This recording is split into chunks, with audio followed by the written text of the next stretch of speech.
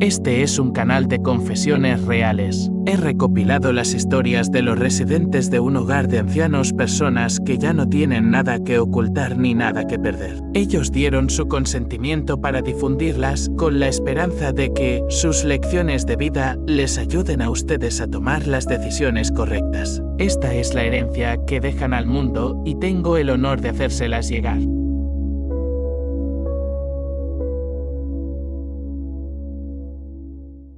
En el Santiago de 1985, el nombre de Manuel Rivera era sinónimo de fiabilidad. Cada vez que su enorme camión, al que llamaba cariñosamente la Bestia, entraba en el barrio, los vecinos sabían que Manuel había regresado victorioso. Bajaba de la cabina oliendo a diésel, al polvo de los caminos y al café barato de las paradas ruteras, pero su sonrisa era lo más valioso que su esposa, Elena, podía ver. Elena era su roca. Lo esperaba durante semanas mientras criaba a sus dos hijos. Ella sabía que Manuel trabajaba hasta el agotamiento. Las carreteras chilenas no son solo asfalto, son una prueba para el espíritu. Los serpenteantes caminos de montaña, el desierto de Atacama, donde el sol te quema los ojos y las noches gélidas en los Andes. Manuel regresaba exhausto, con callos en las manos que intentaba ocultar durante la cena. «Papá, cuéntanos de las estrellas en el desierto»,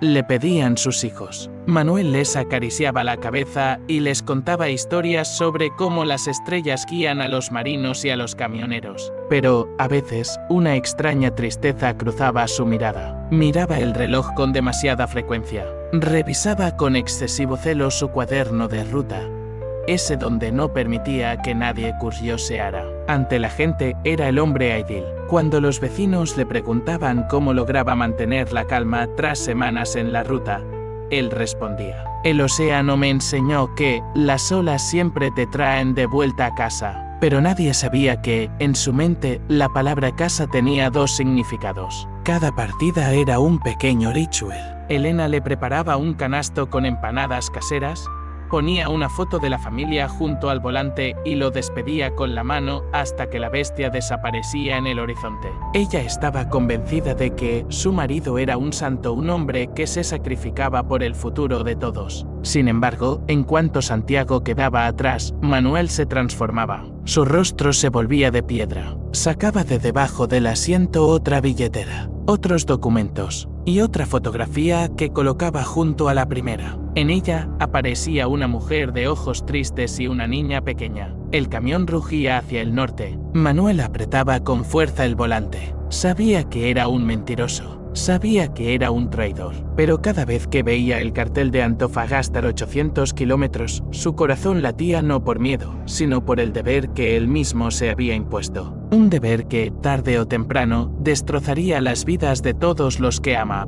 La ruta Antofagasta son 800 kilómetros de desierto calcinado donde tu único interlocutor es el rugido del motor y el viento ardiente que golpea el parabrisas. Para un conductor común, aquello era solo trabajo, pero para Manuel era el tránsito entre dos mundos. En cuanto pasaba el control policial a la salida de la provincia de Santiago, se detenía en una gasolinera polvorienta, entraba al baño y cumplía con el ritual que había mantenido durante décadas. Se quitaba la alianza, un sencillo anillo de oro que Elena le había regalado hacía 20 años. Lo envolvía en un trozo de gamuza y lo escondía en un nicho secreto bajo el tablero de instrumentos. Luego sacaba otra alianza. Era casi idéntica, pero en el interior llevaba grabado otro nombre: María. Manuel miraba su reflejo en el espejo manchado, enderezaba los hombros y se convertía en otro hombre. María lo esperaba en una casita de paredes blancas en las afueras de Antofagasta.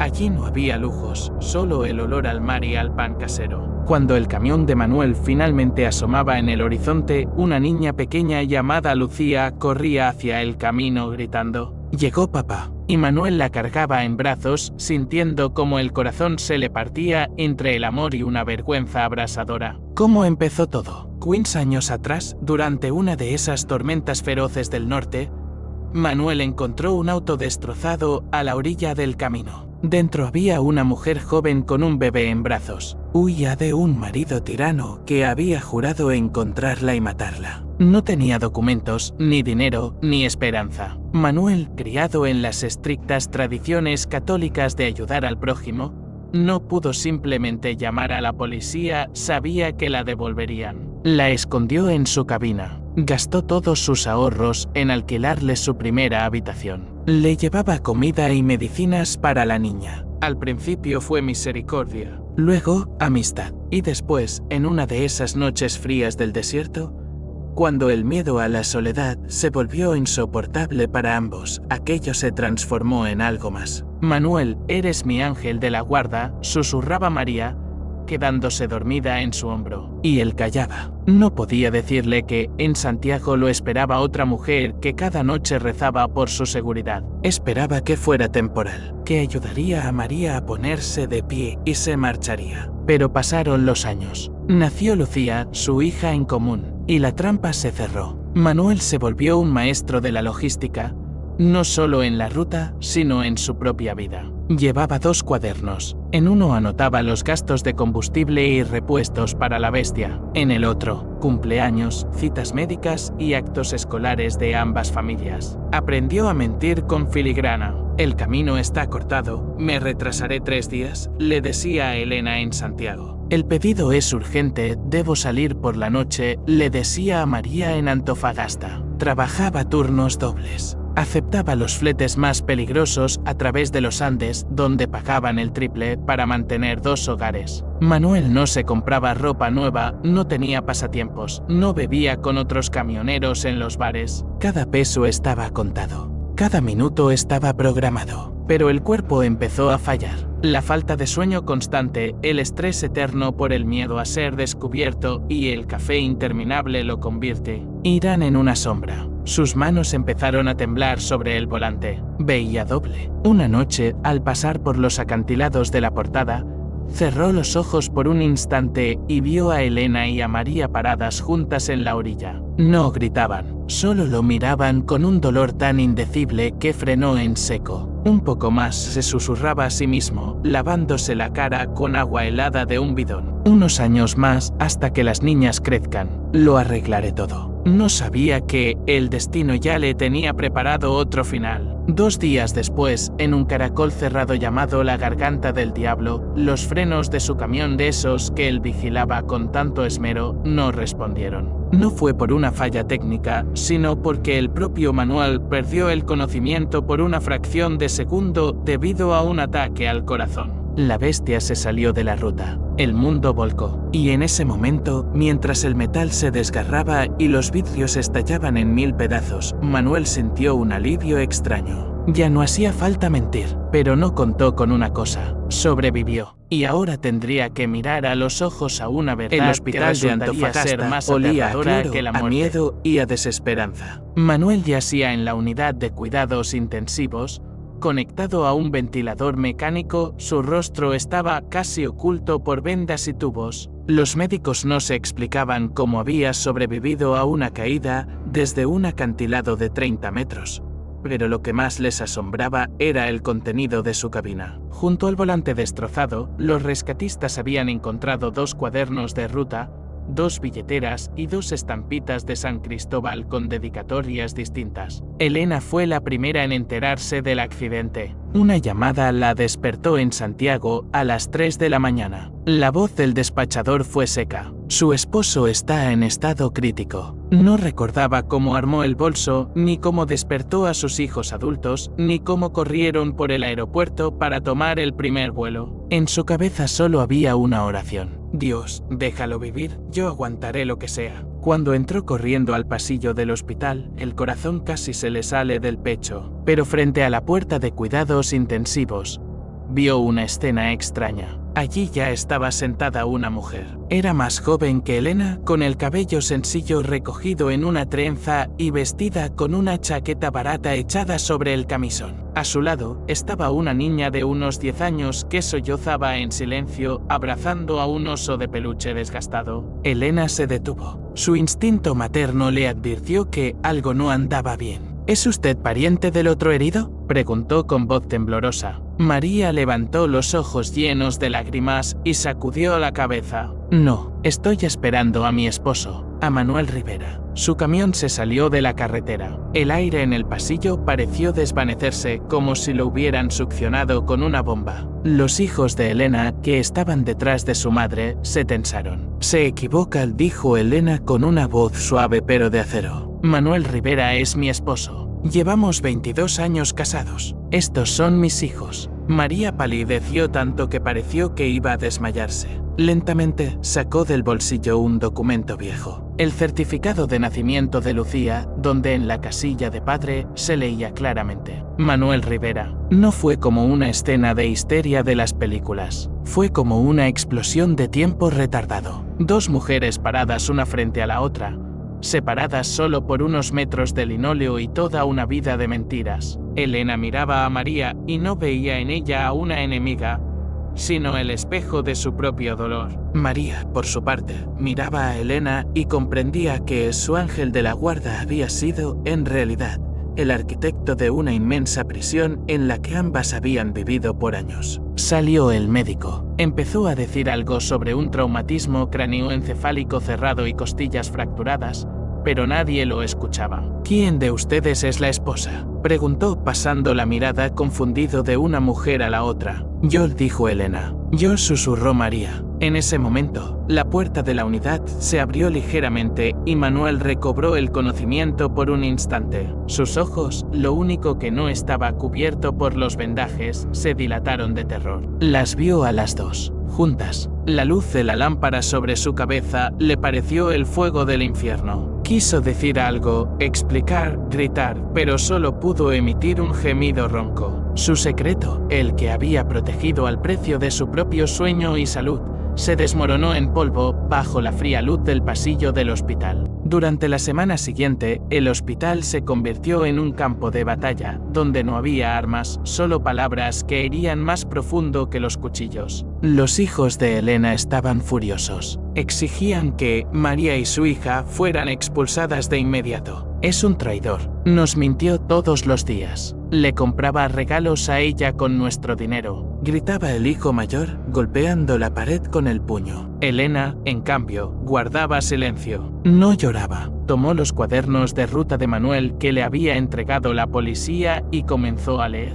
Página tras página. No vio solo una traición, sino la matemática de la desesperación. Vio cómo dividía cada peso, cómo se negaba a sí mismo un par de zapatos nuevos para comprar los libros de texto de sus hijos en Santiago y, al mismo tiempo, pagar el arriendo de la casita de María. Se acercó a María, que estaba sentada en una banca del parque frente al hospital. ¿Por qué no te fuiste cuando te enteraste?, preguntó Elena. María levantó su rostro agotado hacia ella. ¿A dónde? Él me salvó cuando me estaba muriendo en la carretera. Le dio un apellido a mi hija. Nunca fue brusco conmigo. Pensé que era el mejor hombre del mundo. Ahora lo odio por habernos convertido a ambas en mendigas. Mendigas del alma. Se descubrió que el camión no tenía un seguro adecuado para ese tipo de accidentes. Las deudas empezaron a crecer. El trabajo de Manuel era la única fuente de ingresos para ambas familias. Cuando recuperó el conocimiento y pudo hablar, lo primero que escuchó de su esposa no fue un te amo, sino un cómo pudiste. Manuel lloró. Por primera vez en su vida, aquel hombre fuerte que no temía a los derrumbes en la montaña, sollozaba como un niño. No quería lastimar a nadie, susurraba con voz ronca. Solo quería ser necesitado. No pude elegir porque cada una de ustedes era mi vida. No elegiste, Manuel, sentenció Elena. Simplemente nos robaste la verdad. Nos robaste el derecho a tener una familia real. Un mes después, Manuel recibió el alta, pero no tenía a dónde ir. Elena solicitó el divorcio y les prohibió a sus hijos hablar con su padre. María, incapaz de soportar el juicio de los vecinos y su propio rencor, se marchó con unos parientes al sur, dejándole a Manuel una nota. Me salvaste la vida una vez, pero arruinaste mi futuro ahora. No nos busques. Su imperio de ilusiones se convirtió en cenizas. Quedó inválido, sin trabajo, sin dinero, lo que es peor, con el estigma del hombre de las dos caras. Fue entonces cuando, por primera vez, se vio ante la puerta del mismo hogar de ancianos donde, Años más tarde, le contaría esta historia a usted. Cuando trasladaron a Manuel de cuidados intensivos a una sala común, albergaba la esperanza de una conversación. Esperaba que, al menos una de las mujeres, viniera a escuchar su porqué. Pero en lugar de las mujeres, llegaron los papeles. El primero fue el receptor judicial. Como el camión La Bestia estaba registrado a nombre de Manuel como trabajador independiente y el crédito aún no se había cancelado, el banco ordenó de inmediato el embargo de todos sus bienes. Y los bienes eran pocos. La vieja casa en Santiago donde vivía Elena,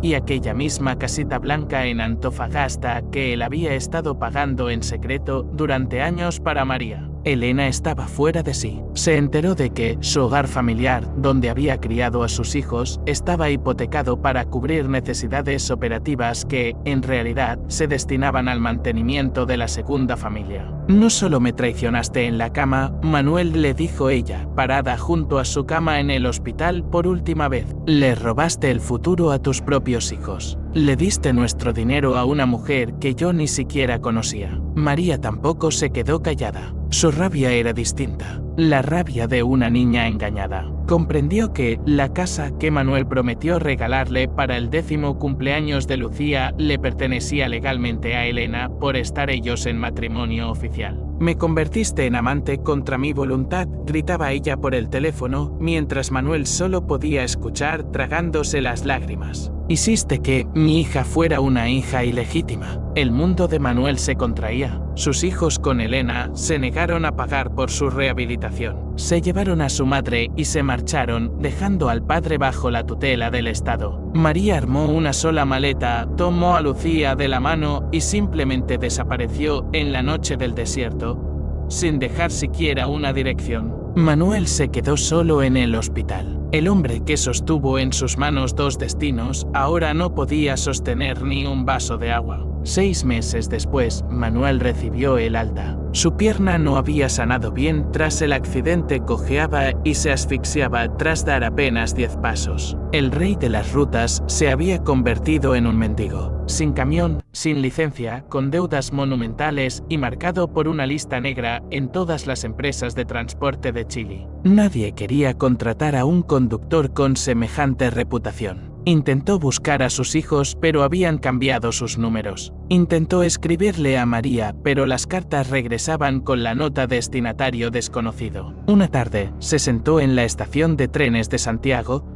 en el mismo andén donde Elena solía despedirlo antes de sus viajes. Veía pasar los camiones a lo lejos, escuchaba el rugido de los motores diésel y ese sonido le desgarraba el alma más que el dolor físico. Fue entonces cuando unos voluntarios de una misión religiosa lo encontraron, sucio, vistiendo su vieja chaqueta con el emblema de conductor, mirando hacia la nada. Le ofrecieron un lugar en el Hogar Santa Teresa, un refugio estatal para ancianos desamparados. Cuando entró por primera vez en su pequeña habitación, donde solo había una cama, una mesa de noche y una silla, sacó 2 cosas de su bolsillo. Eran las 2 fotografías con los bordes quemados tras el accidente. En una, Elena y los hijos. En la otra, María y Lucía. Yo quería que todos fueran felices, susurró a las paredes. Tú querías ser Dios. Manuel le respondió la voz de un anciano, su compañero de cuarto. Y Dios no divide el corazón en 2 partes. ¿Creen que simplemente buscaba amantes? Manuel empezó a anotar creó 2 universos paralelos.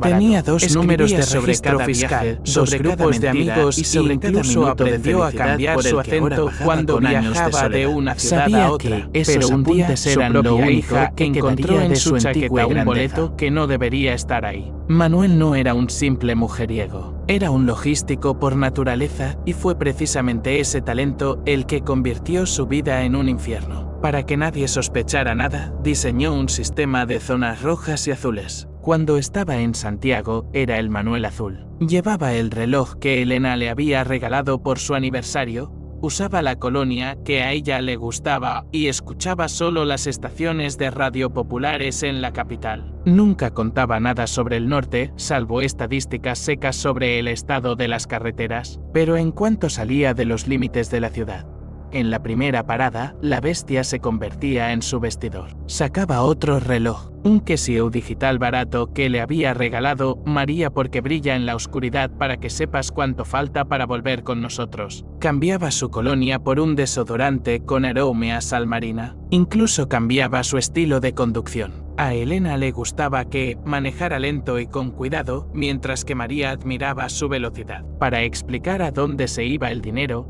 Manuel inventó reparaciones inexistentes. Coleccionaba recibos de distintos talleres, falsificaba los montos, añadía ceros. Le decía a Elena que el motor se estaba desarmando y a María que los impuestos al camión se habían triplicado. En realidad, cada peso ahorrado en su propio almuerzo, a menudo comía solo una vez al día, iba destinado a que miedo real ambas llegó un familias año antes tuvieran del carne accidente. sobre la mesa. Lucía, su hija de Antofagasta, había cumplido 9 años. Era increíblemente observadora. Una tarde, mientras Manuel dormía en el sillón tras un viaje agotador, ella se puso a jugar con su chaqueta de trabajo y encontró en un bolsillo oculto una entrada de cine de Santiago para una película animada que nunca habían visto juntos. «Papá, ¿cuándo fuiste a ver El Rey León?», preguntó ella a la mañana siguiente durante el desayuno, sosteniendo el boleto en su pequeña mano. Manuel sintió un sudor gélido recorriéndole la espalda.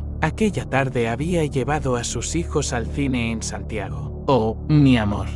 Eso lo recogí en la gasolinera», mintió, intentando que no le temblara la voz. «Tenía un dibujo bonito y quería enseñarte cómo son los leones». María no sospechó nada en aquel momento, pero Lucía miró a su padre con una mirada muy adulta, llena de desconfianza. Desde ese día, Manuel se volvió paranoico. Empezó a revisar cada bolsillo 5 veces. Inventó la regla de la cabina limpia. Ni un papel, ni un olor extraño. El estrés empezó a consumirlo por dentro. Comenzó a olvidar qué versión de los hechos le había contado a una familia y cuál a la otra. Una vez estuvo a punto de llamar María a Elena en la cama. Fingió un ataque de tos a tiempo, pero el corazón casi se le sale del pecho. Comprendía que ese tren corría hacia el abismo. Planeó morir para una de las familias. Pensó en fingir su muerte en el norte para quedarse con Elena o al revés. Desaparecer de Santiago para empezar una vida nueva con María.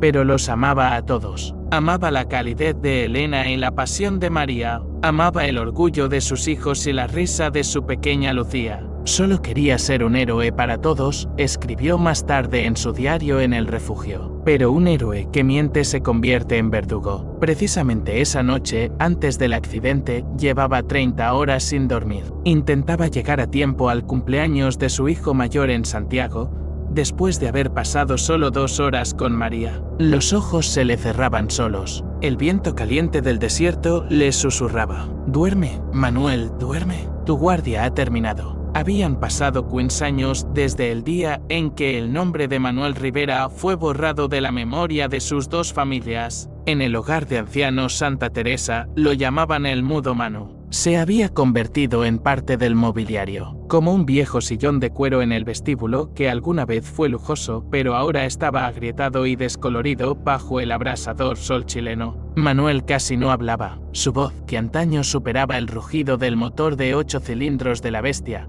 se había vuelto como el susurro de la hierba seca en el desierto de Atacama. Sus días eran mecánicos. El desayuno, un corto paseo hasta el portón, siempre se detenía justo donde terminaba el asfalto del refugio y comenzaba la carretera, y horas interminables sobre sus cuadernos. Escribía con una letra pequeña y angulosa, intentando documentar cada curva, cada parada y cada segundo de su gran mentira. No era arrepentimiento en el sentido común, era un intento de comprender en qué momento exacto dejó de ser un hombre para convertirse en una función.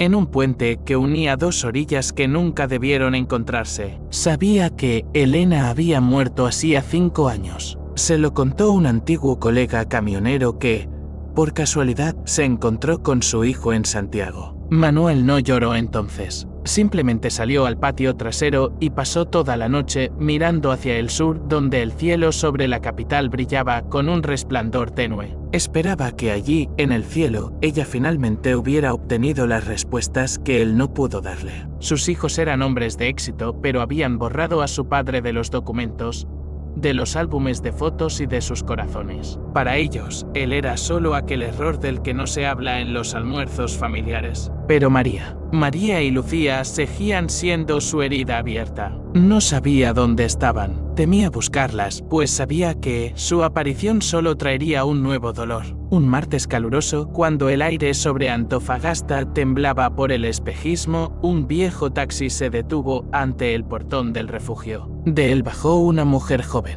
Vestía un overol de trabajo de ingeniera y llevaba el cabello recogido en la misma trenza firme que solía usar María. Se acercó a la recepción y preguntó por Manuel Rivera. «Está en el jardín», respondió la enfermera de turno sin siquiera levantar la vista de sus papeles. «Pero no recibe a nadie. Nadie ha venido a verlo en 15 años». Lucía, porque era ella, lo encontró junto a la vieja fuente. Manuel estaba sentado con la cabeza inclinada y sus manos, deformadas por la artritis, apretaban convulsivamente un cuaderno desgastado. Ella se quedó en silencio unos minutos contemplando lo que quedaba del rey de las rutas. ¿A dónde se había ido aquel gigante que la cargaba en brazos y le prometía que las estrellas marcarían el camino a casa? Ante ella solo había un anciano encorvado con la piel como un pergamino. «¿Papá?», llamó ella suavemente. Manuel se sobresaltó. Esa voz la había oído en sus sueños miles de veces,